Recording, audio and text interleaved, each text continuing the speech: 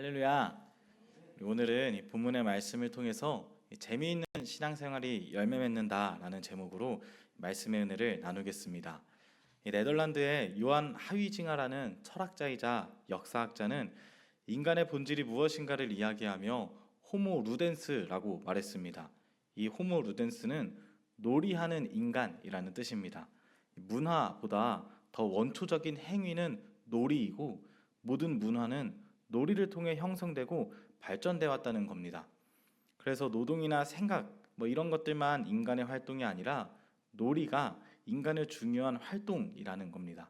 그래서 그는 놀이가 단순한 여가 시간이나 오락이라고 생각하지 않습니다. 놀이를 통해서 물질적인 이득을 보기보단 즐거움이나 재미를 공동체가 함께 경험하고 놀이 안에서 자유로운 듯하나 규칙과 구조가 있기에 그 안에서 상호작용하고 문화를 구축할 수 있다라고 생각합니다. 이 말을 읽다 보니 또 생각해 보니 어린아이들이 놀이를 통해서 간접적으로 사회를 접하는 모습을 생각하게 됩니다. 소꿉놀이 하면서 가정의 모습을 흉내냅니다. 때로 저희 채율이도 저한테 자기가 아기 할 테니까 엄마 해보라고 하고 저한테 자기가 아빠 할 테니까 아기를 해보라고 합니다. 그렇게 가정의 모습을 흉내내면서 이 사회생활에 간접적으로 접해보기도 하고 또 때론 병원놀이나 경찰놀이 등을 하면서 간접적으로 사회생활을 경험해 봅니다. 겉으로 보기엔 아무것도 아닌 놀이 같은데 이 놀이가 생각보다 우리 인간 생활에, 이 문화에 정말 중요한 부분들을 차지하고 있다는 겁니다. 이 비단 어린아이들에게뿐만 아니라 성인이 된 뒤에도 놀이가 참 중요해 보입니다. 스트레스를 풀거나 삶의 활력을 되찾거나 때로는 새로운 인사이트를 얻기 위해서 놀이가 필요합니다. 그리고 누구나 재미있는 일에 시선이 향하고 마음이 끌리기 마련이지 지겹고 지루하고 재미없는 일엔 시선이 가지 않습니다. 같은 시간을 보내야 한다면 당연히 더 재미있는 일을 선택하는 것이 우리의 본능인 것 같기도 합니다. 우리는 항상 재미를 찾습니다. 그래서 이런 맥락 안에서 우리 신앙생활이 재미있으면 좋겠습니다. 신앙생활이 너무 재미있어서 언제나 신앙생활에 시선이 향하고 신앙생활에 마음이 끌리고 신앙생활을 건강히 할 수 있는 자리로 우리 발걸음이 옮겨지면 좋겠습니다. 그럼 어떻게 하면 우리 신앙생활이 재미있을 수 있을까 생각해 보니 이 방법에 대해 여러 가지 제안들을 요즘 많이 하고 있는 것 같습니다. SNS만 보더라도 이렇게 저렇게 재미있게 신앙생활 하는 모습들을 많이 보게 되죠. 화려한 음악으로 찬양하기도 하고 마음이 맞는 사람들과 함께 모여 소그룹으로 나눔을 하기도 합니다. 때론 교회 안에서 동호회를 만들어서 서로 취미를 공유하면서 서로의 신앙생활을 함께 하기도 합니다. 이 모든 것들이 신앙생활이 더욱 즐거워지고 재밌어지도록 도와줍니다. 그러나 조금 생각해 보니 이것이 핵심이 아님은 깨닫게 됩니다. 이 많은 것들을 한다고 해서 결코 기도가 재밌어지진 않습니다. 결코 묵상이 재밌어지지도 않습니다. 어떻게 하면 우리 신앙생활이 진짜 즐겁고 기도가 즐겁고 묵상이 즐겁고 예배가 즐거울 수 있을까? 나아가 어떻게 하면 열매까지 맺으며 행복하고 재미있는 신앙생활을 할 수 있을까? 그 방법을 찾다 보니 오늘 본문의 말씀을 발견하게 됩니다.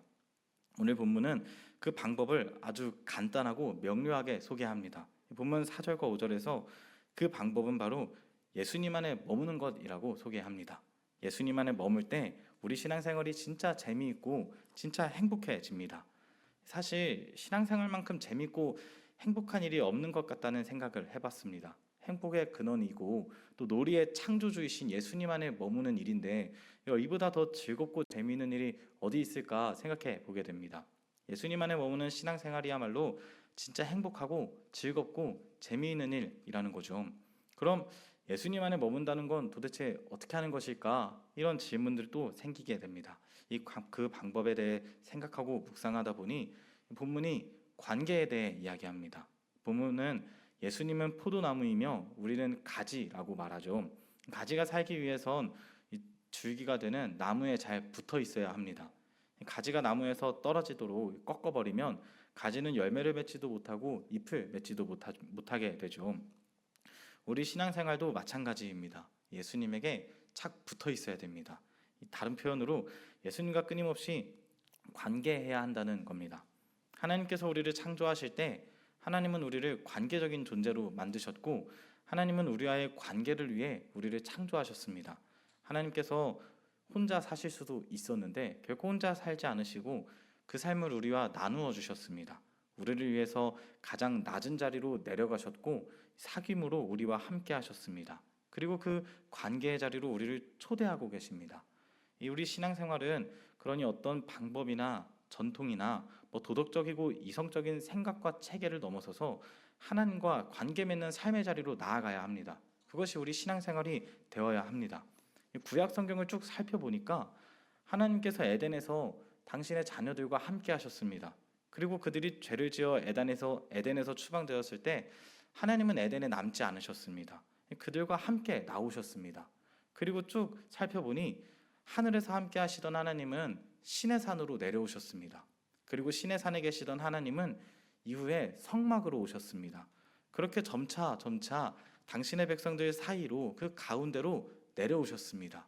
왜냐하면 그들과 함께하기 원하셨기 때문입니다. 그래서 본문에서 예수님께서는 너희가 내 안에 머물러라 라고만 말씀하시지 않으시고 나도 너희 안에 머물겠다고 말씀하십니다. 우리와의 교제를 기다리고 또 즐거워하신다는 의미입니다. 앞서 호모 루덴스를 말했듯이 인간이 느끼는 대부분의 기쁨과 즐거움, 이 재미는 놀이에서 비롯됩니다. 그리고 그 놀이는 결코 혼자 하지 않습니다. 관계 안에서 놀이가 시작됩니다.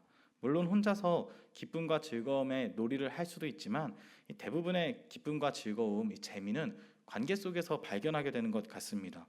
그래서인지 어린 시절 재미있었던 기억이 무엇이냐 물으면 대부분의 사람들이 혼자 놀던 시간보다 누군가와 함께 놀던 시간, 부모님이나 친구 또는 형제와 함께 했던 시간을 떠올리게 됩니다. 관계 안에서 기쁨을, 즐거움을 얻었다는 겁니다. 인간은 재미를 추구합니다. 그리고 그 재미는 관계에서 옵니다. 그러니 재미있고 즐거운 신앙생활을 하기 위해선 예수님과 관계해야 합니다. 본문이 말하는 우리가 예수님 안에 또 예수님이 내 안에 거하는 삶, 예수님과 관계 맺는 삶, 또 예수님과 교제하는 삶, 이를 한 단어로 표현하자면 영성이라고 할 수 있다고 생각합니다. 우리는 관계의 영성을 키워나가야 합니다. 얼마 전에 꿈을 꾸었는데 그 꿈이 얼마나 인상 깊었는지 새벽에 깨자마자 메모장을 켜서 그 꿈을 다 기록해놨습니다. 그리고 그 꿈이 지금도 어느 부분은 좀 생생하게 기억이 납니다. 그 꿈의 내용은 이렇습니다. 어느 날 우리 성도님들과 다 같이 어느 유원지로 나들이를 갔습니다. 여기 계신 성도님들이 거의 대부분 제 꿈에 나오셨습니다. 다 같이 나들이를 가가지고 레일 바이크를 타고 있는데 맨 뒤에 처음 보는 어떤 젊은 여자가 앉아 있는 겁니다. 그런가 보다 하고 레일 바이크를 열심히 타기 시작하는데 그 순간 제 시점이 레일 바이크 안에서 레일 바이크 밖에서 성도님을 타는 시선으로 바뀌게 되었습니다. 그리고 열심히 발을 구르는 우리 성도님들과 뒤에 앉아 있는 여자를 보게 되었습니다. 그런데 참 무섭기도 했고 또 놀랍기도 했던 게 제가 다른 곳으로 시선을 조금만 돌리면 이 여자가 뒤에서 정말 무섭게 큰 입을 벌리고 앞에 앉아 계신 성도님들을 삼키려는 겁니다. 그래서 제가 다시 그곳으로 시선을 돌리면 언제 그랬냐는 듯이 조신하게 앉아 있는 겁니다. 몇 번을 그렇게 그 모습을 바라보다가 다시 시점이 변하는데 제가 그 여자 옆에 앉아 있었습니다. 둘이 앉아서 레일바이크를 타면서 이런저런 이야기들을 나누다가 제가 물었습니다. 도대체 누구인데 여기 계시냐라고 물었더니 그 여자가 대답하기를 나는 바로 사탄이라는 겁니다.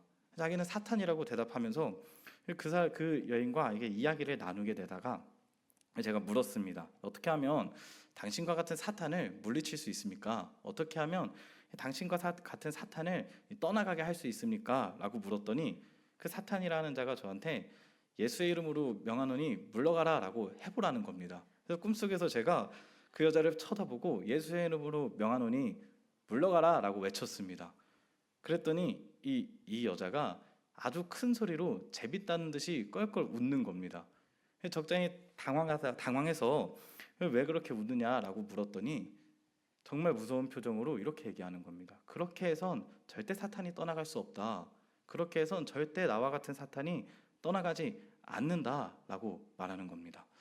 그래서 제가 다시 물었습니다. 어떻게 해야 됩니까? 무엇이 필요하느냐라고 물었더니 그 사탄이 이렇게 말합니다. 사탄을 떠나가게 만들려면 필요하고 또 가장 중요한 건 영성이다라고 이야기하는 겁니다. 그 말을 듣고 제가 잠에서 깼습니다. 그 말을 듣고 잠에서 깨고 순간 좀 머리가 띵해서 일어나자마자 메모장을 켜서 이 꿈을 다 써놨습니다. 그리고서 내가 영성을 키워야 되는구나 좀 생각해 보았던 기억이 납니다. 그리고 그 어떤 영성을 키워야 할까 또 생각하고 말씀을 묵상하던 중에 예수님과 관계 맺는 삶이 필요하다는 것을 오늘 본문을 통해 묵상하며 깨달았습니다. 오늘 본문은 우리에게 예수님과 관계 맺는 삶을 시작하면 누리게 될 삶의 모습도 함께 이야기하는데 그것이 곧 영성의 삶인 것 같습니다. 본문 7절에서 말하듯이 예수님과 관계 맺는 삶을 시작하면 무엇을 구하든지 그대로 이루어집니다. 다시 말해서 기도응답의 은혜, 기도의 힘이 찾아온다는 거죠. 그러나 오해하지 말아야 할 것은 예수님과 관계 맺는 삶을 시작한다 해서 내가 하는 모든 기도가 그대로 이루어진다는 건 아닙니다.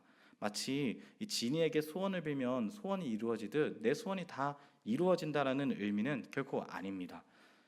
전제되어야 하는 것은 예수님과 관계를 시작한 삶입니다. 예수님과의 관계를 시작한 삶이 되었다면 먹든지 마시든지 무엇을 하든지 하나님의 영광을 위하게 될 겁니다. 살아도 주를 위하여 살고 죽어도 주를 위하여 죽게 될 겁니다. 이 세속적인 욕심과 만족을 추구하기보단 하나님의 뜻과 하나님 나라의 시선과 마음이 향하게 될 겁니다. 그러니 하나님의 뜻을 이루기 위해서 하나님 나라를 확장하기 위해서 드리는 기도인 만큼 하나님께서 그 기도에 힘을 실어주시고 또 그 기도에 응답해 주신다는 거죠. 이것이 진정 삶에서 드러나는 기도의 영성이라 생각합니다. 그리고 이어서 예수님께서는 예수님과 관계 맺는 삶은 열매를 맺어 하나님의 영광이 되는 삶을 살 수 있다라고 말씀하셨습니다. 하나님의 영광이 되는 삶, 이것이야말로 진짜 영성의 삶이지 않겠습니까? 예수님과 관계 맺는 삶이 곧 영성임을 오늘 본문은 우리에게 소개합니다.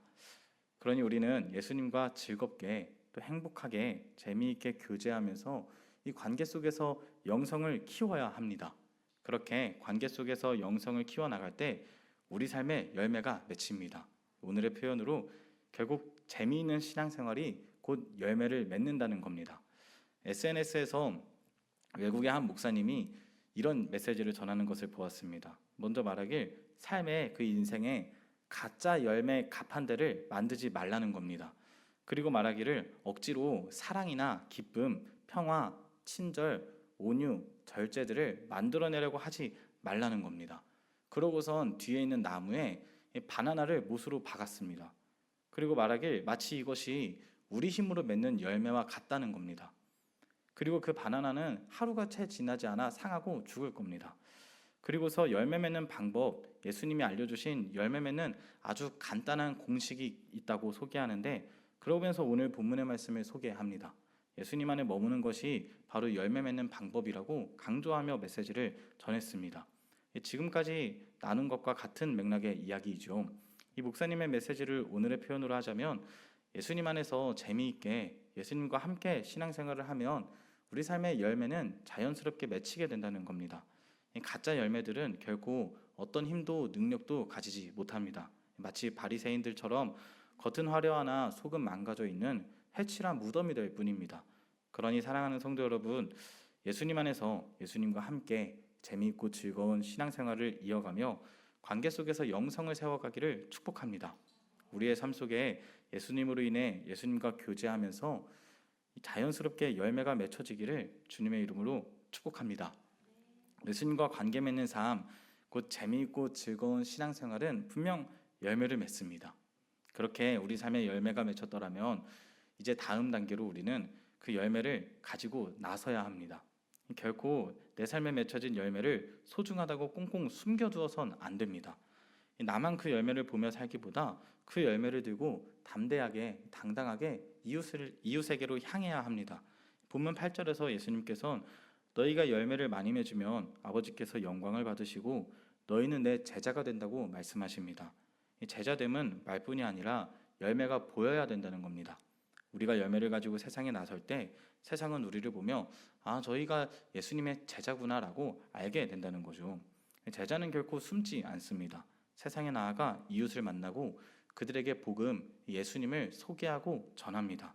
예수님 안에서 내가 맺은 열매를 보여주고 또 그들도 예수님 안에서 열매 맺을 수 있도록 돕는 자가 제자입니다. 예수님 안에 머물 때 맺게 되는 성령의 열매들은 모두 관계 속에서 보이게 됩니다. 사랑과 희락도, 화평과 오래 참음도, 자비와 양성과 온유와 충성과 절제, 모든 것들이 관계 속에서 드러납니다. 관계 안에서 내가 맺은 열매가 무엇인지 나타난다는 거죠. 그러니 우리는 예수님과 관계 맺으며 재미있게 신앙생활을 하고 또 그렇게 내 삶에 맺힌 열매를 들고 이웃을 만나야 합니다. 2024년에 한국 리서치의 조사에 따르면 일반 대중들에게 개신교, 천주교, 불교 등 여러 종교에 대한 호감도를 측정해 보니까 개신교에 대한 호감도가 현저히 낮았다고 합니다. 그리고 그를 분석하기를 이 대중들이 성도들의 믿음이나 교회가 가지고 있는 교리나 어떤 행사, 프로그램을 보기보다 이 성도들의 행동과 태도, 사회적인 실천 등을 보고 평가했기에 이 호감도가 낮아졌다라고 분석하는 겁니다. 그리고 2025년 1월에 보도된 자료에 따르면 교회에 대한 신뢰도도 매우 낮게 보도됐다고 합니다. 이 역시 대중들은 사회적 또 일상적 행동과 태도를 기준으로 판단하고 있기 때문이다라는 분석도 함께 제시됐습니다. 이 이웃들은 우리의 믿음이나 우리가 가진 신학이나 우리의 생각을 보지 않습니다. 그리스도인으로서 사는지 그 삶을 바라봅니다. 다시 말해서 우리 삶에 성령의 열매가 있는지를 본다는 겁니다. 진짜 저 사람이 그리스도인인가, 진짜 교회를 다니는 사람인가 보고 평가한다는 겁니다. 저들의 평가가 뭐가 그리 중요하느냐라고 할 수 있지만 생각보다 중요합니다. 요한복음 13장 35절에서 예수님께서는 너희가 사랑해야 모든 사람이 너희가 내 제자인 줄 안다고 말씀하셨습니다. 다시 말해서 사람들에게 우리가 예수님의 제자인지 아닌지 보이는 것이 필요하다는 겁니다. 저들의 판단과 평가에 주눅들고 위축될 필요는 없지만 진짜 제자라면 내가 제자임을 보여줄 수 있어야 합니다. 내 삶의 열매를 드러내며 신앙생활 속에 내가 제자임을 드러내야 합니다. 무엇보다 그 속에서 말뿐인 신앙생활을 우리는 경계해야 합니다. 예전에 제가 만난 한 청년이 이런 이야기를 했습니다. 군대에서 동기들과 또 선임들, 후임들을 전도하고 싶은데 도저히 교회 가자라는 말이 나오지 않아서 도저히 그들에게 예수님에 대해 말하기가 너무 어려워서 어떻게 해야 될까 고민을 하던 중에 그럼 내가 삶으로 보여주어야겠다라고 결단했다고 합니다. 내 삶으로 내가 그리스도인임을 드러내야겠다라고 마음 먹은 겁니다. 그리고 말하기를 말뿐인 신앙생활을 하지 않으려고 굉장히 노력했다라고 말했습니다. 그렇게 생각하고 결단한 뒤 정말 열심히 군 생활을 해왔습니다. 열심히 그리스도인으로서 선임과 후임들 또 동기들을 챙기고 섬기고 또 헌신하고 또 그들을 위로하고 돌아주다 보니 군 생활을 이어가는 중에 천사 선임이라는 별명도 생겼답니다. 그래서 후임들이 이 청년을 볼 때마다 저 선임은 진짜 천사 같다, 진짜 천사다 이런 이야기들을 많이 했다고 합니다. 그런데 진짜 이상하게도 한 사람도 전도가 안 되는 겁니다. 천사 선임이라는 평가는 받지만 단 한 사람도 같이 교회를 가겠다는 사람이 없었던 겁니다. 이것으로 고민하던 청년은 그제서야 깨닫길 내가 삶으로 건강한 삶, 그리스도인 같은 삶을 보여주었지만 내가 교회 가자고 말도 해야 되는 거구나 깨달았다고 합니다. 두려워도 당당히 말해야겠구나라고 생각하고 이내 조심스레 동기들에게 또 후임들에게 같이 교회를 가자 말했고 그제서야 동기와 후임들은 함께 교회에 나서기 시작했다고 합니다. 이 청년이 전도에 성공할 수 있었던 이유는 결코 그가 교회 가자 말했기 때문이 아닙니다. 그가 지금까지 보여준 삶이 있었기 때문입니다. 그의 삶 속에서 그 동기들이 후임들이 본 그리스도인 같은 삶의 모습이 있었기 때문입니다. 그리스도인 같은 품격을 보여주고 예수님 안에서 맺은 열매들이 주변 사람들에게 보였기에 그의 한마디로 사람들이 함께 교회에 나오기 시작했던 겁니다. 우리는 예수님과 관계 맺는 삶 안에서 우리에게 맺어진 열매를 들고 이웃에게 향해야 합니다. 그렇게 예수님의 제자됨을 보여주며 저들도 예수님의 제자가 될 수 있도록 도와야 합니다. 이것이 우리가 열매 맺는 이유입니다. 재미있게 신앙생활하며 열매 맺어야 하는 이유입니다. 나만 열매 맺고 나만 즐겁게 신앙생활하기보다 내가 누린 그 기쁨을, 내가 누린 그 재미를 우리 이웃들에게도 함께 나누어 주고 그들도 누릴 수 있도록 안내하는 것이 정말 재미있는 신앙생활의 목적 중 하나입니다.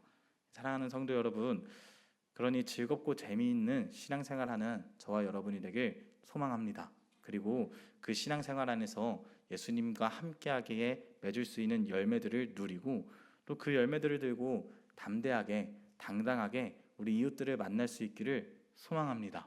그리고 우리 이웃들도 즐거운 신앙생활의 자리로 초대할 수 있는 저와 여러분이 되기를 소망합니다. 말씀을 정리하겠습니다. 오늘 본문에서 예수님께서는 예수님과 관계 맺는 신앙생활, 열매 맺는 삶을 알려주셨습니다.